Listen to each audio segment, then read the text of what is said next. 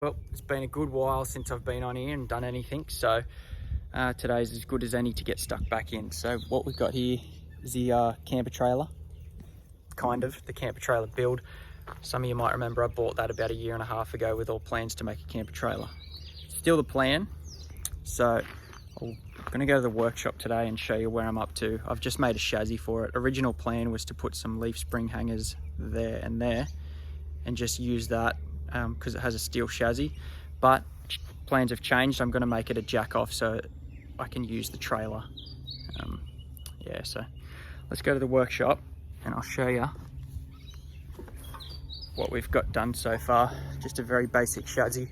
We'll do some pipe bending and some welding and whatnot today, so stay tuned. I'll do a bit of a process build for this thing because I want to get it done, and so does Zali. She wants to go camping. All right, so we're in the workshop. This is what we've got done so far. Got the general chassis and the drawbar on, and that's about as far as I've gotten in a year, which that seriously took me 40 minutes to make. So what we're going to do today, put 2 chassis rails down there for the leaf spring hangers, some bracing, see how far we get. Maybe I'll do the tube backboard, some rock sliders on the side to protect that the canopy, and we'll do some sort of welding, and I'll show you how to go about welding Duragal to get nice welds, and see what else, what sort of tools I use. Pipe bender. People ask all the time what pipe bender I use. I just use a cheap one, but I'll show you what that one is anyway.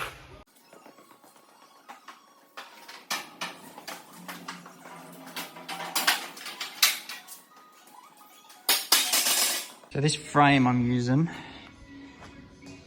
50 by 75 by 3 RHS for the chassis and the drawbar. Might down the track, it depends how much weight I put on it, put some fish plating on the side of the drawbar just because I have made it long. And then 50 by 3 RHS, which is plenty enough for the guts and the chassis rail of it. Now there are a lot of fancy tools that you can use. Generally we cut everything on this, which is called a brobo. It's like a cold cut saw, cuts really slow, just like a drop saw. But I'm gonna make this build as backyard friendly to show you that you can do everything in your shed at home. So I'm gonna cut it with the grinder.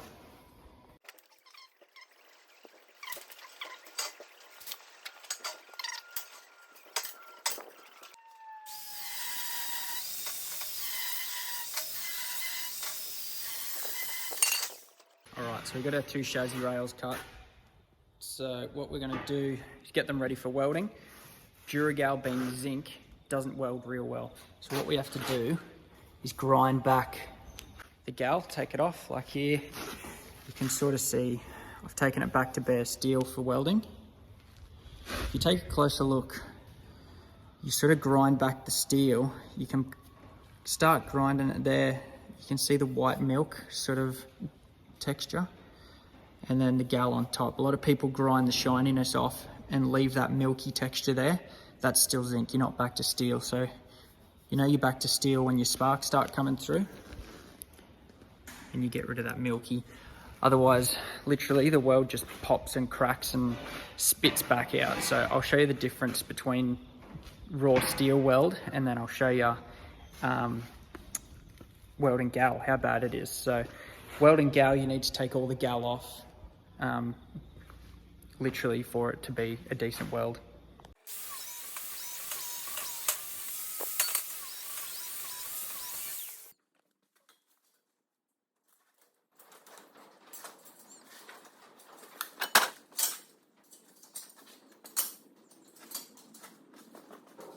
Right, got where our chassis rails are going marked out. So we'll be going on this side, same deal. Ground back our RHS for welding. We're going to grind back the gal on the chassis to go with it.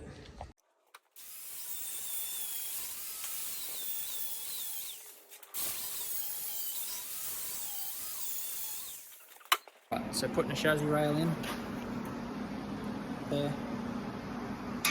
Got it marked out. What I'm going to do is I'm going to set that RHS down about the distance of the radius so that I've got room for my floor. So my checker plate's going to sit on there. So I've got about 3mm checker plate with, say, checkers are about 3mm too. So I'm going to set my combo square to 6mm. Put it on there. And we're going to knock that down a little bit so that our RHS is 6mm down from the top to allow our floor to be pretty close to flush with the top of the trailer.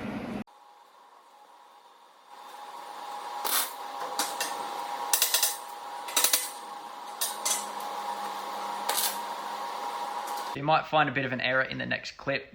I did all the calculations in the calculator prior and did it all right, then I wrote them wrong in the notepad and then I read them wrong in the video. 2400 minus 50 is 2350, not 2300. Anyway, calculations are right. Alright, so we've got our 2 chassis rails in.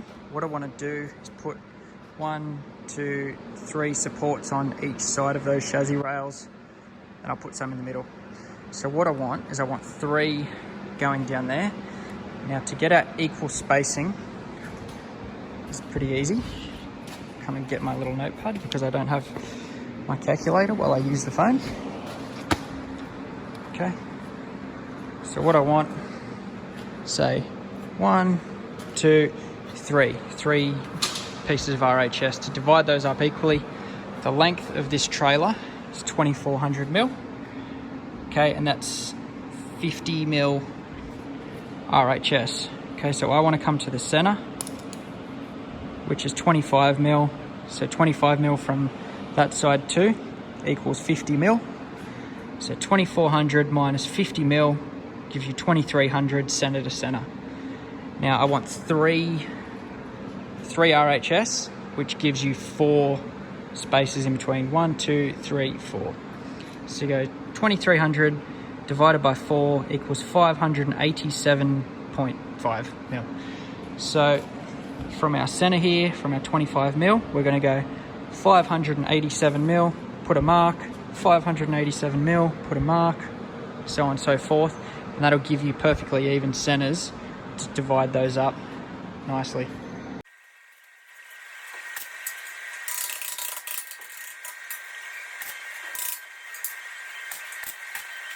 Alright, so we've got our 6 pieces in. What I'm going to do now is put 2 intermediate across there. So same deal as before, figure out, they'll be in thirds obviously because there's 2 pieces. So 2400 minus 50 is 2350 divided by 3. I've already written it down. 783 center to center. So same deal, off the center, 783, wherever it lands. There'll be a piece there. We'll quickly chuck those in.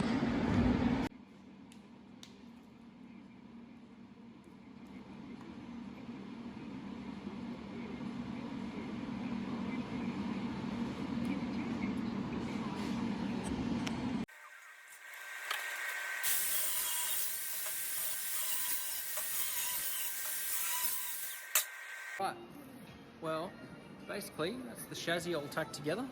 So it's time to do some welding, but I'll show you with this offcut what happens if you weld the galvanizing on compared to with it off. So I'll just prep 2 little offcuts and show you the difference in the welding process and why it's so important to get rid of the galvanizing, especially on trailers and shit like that. Okay, so we've got our piece here. Ground the gal off one side for a fillet weld and a butt weld. Left the gal on one side for a fillet weld and a butt weld. So same piece of RHS.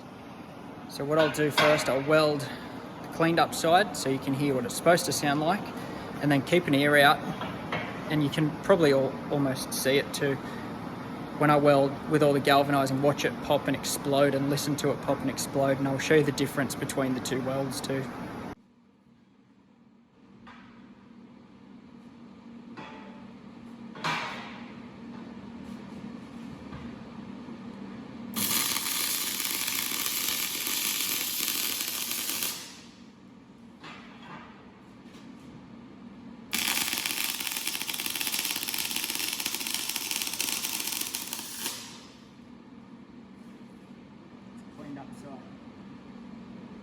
gal side.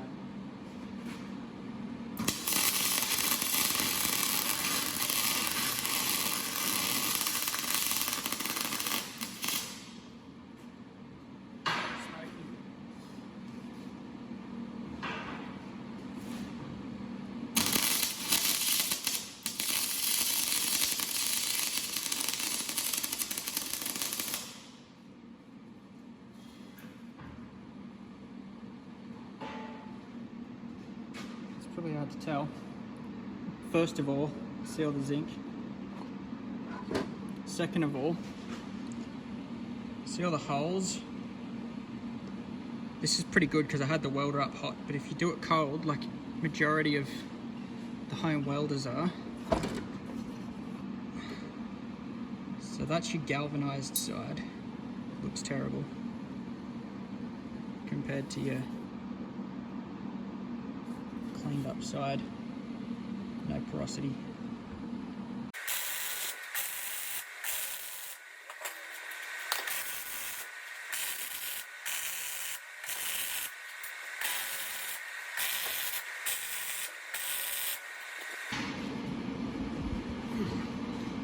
Man, I'm a fast welder.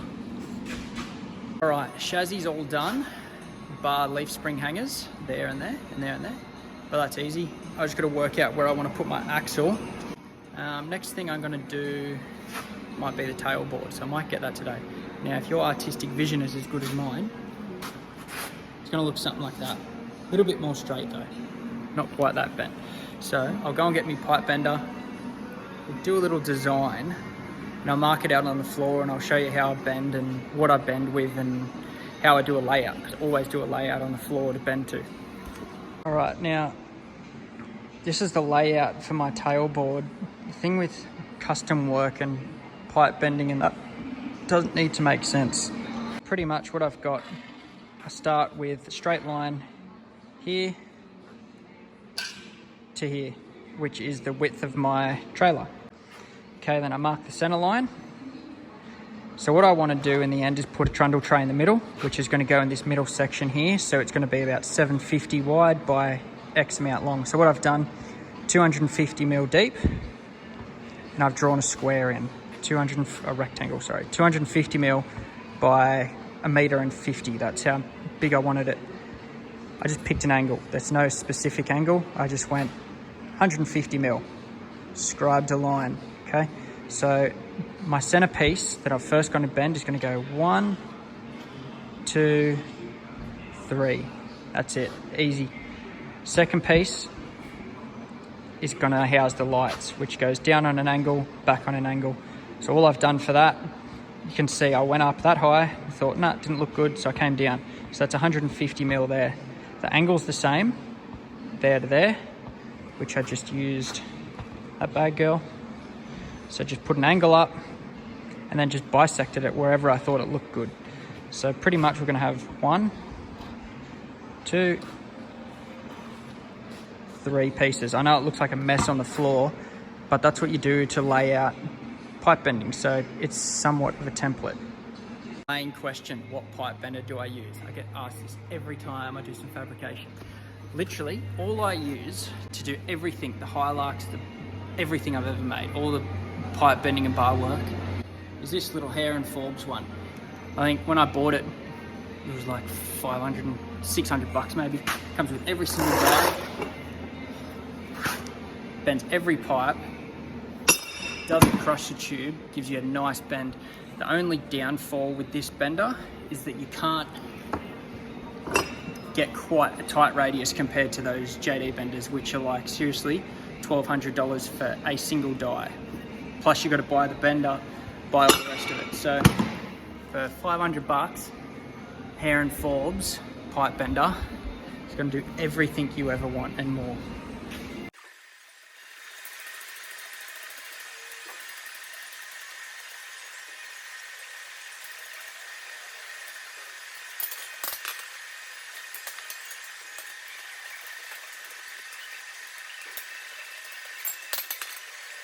Okay, so this might give you a bit of an idea now that we've got some pipe on it. Template, always cut it long, coming around. Now, Rule of thumb is if you're doing like a tight bend, take off half the material thickness. So at intersection points here, I want to take off, this pipe's about 40 mil OD, so I want to take off about 20 mil. So say I haven't measured it, but say it's 20 mil. Instead of our bend being here, we're going to scribe a line. Our bend's going to be there. By the time we bend that, that'll grow out to the length of our template. So we'll mark that up and I'll put it in the bender and we'll see how we go. Yep, so perfect on our line there. So what I did, there's my 20 mil mark. It was pretty much exactly where I drew that line, which is there, which is going to be the center of our bender. Okay, so offset that back, and that's given us the exact length for that pipe, which is good. So now I'm going to dock that off there, dock that off there. That's our centerpiece. All right, so there's our pieces. Might make a little bit more sense now. That's sort of semi on the layout. So that's what we're going to look like, kind of like bull bar hoops, I suppose. Yeah, so we'll dock that back to our line there, dock that back, notch him out to fit onto that. Same jobby with there. And then we've got an upside down bull bar. We'll put it on there.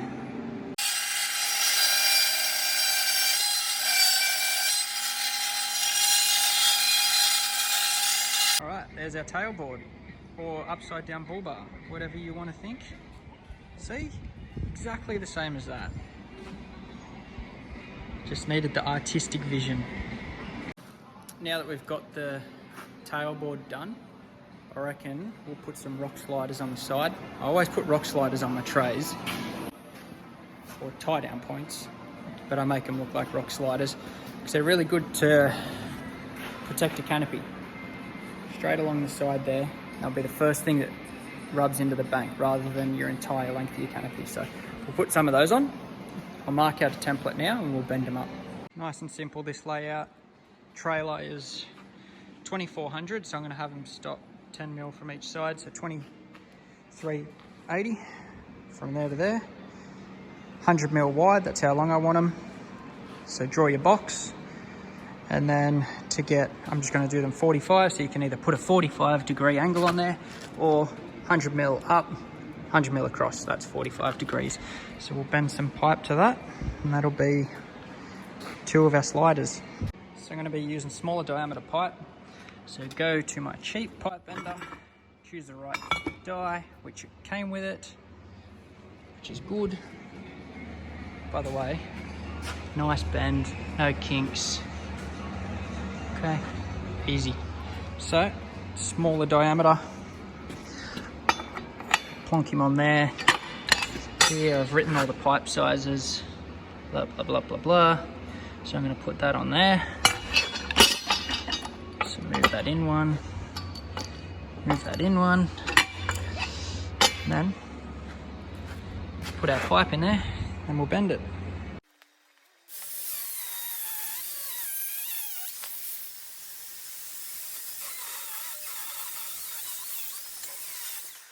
So we've got our rock sliders done, or tacked, bent and tacked.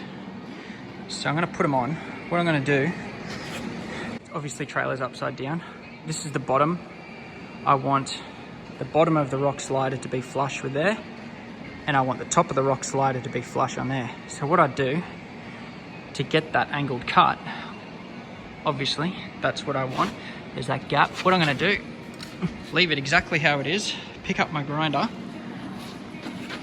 I'm going to put it flush there and just cut straight down plumb, and that'll give you the right angle for that.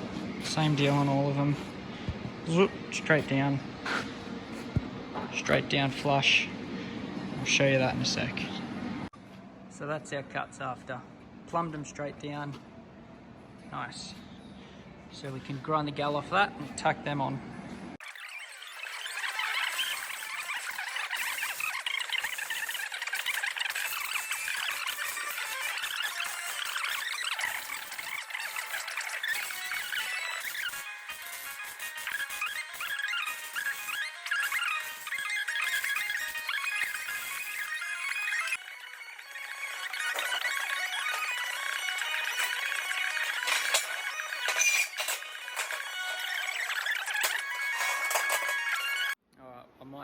that today. We got the chassis done, scrub bars on, tailboard done. So all I need to do now is put a top on it, checker plate. Need to put some leaf spring hangers on, which should be pretty easy. I just got to work out where I want my axle, tail lights and whatnot, just small fiddly things. Drawbar, come up here.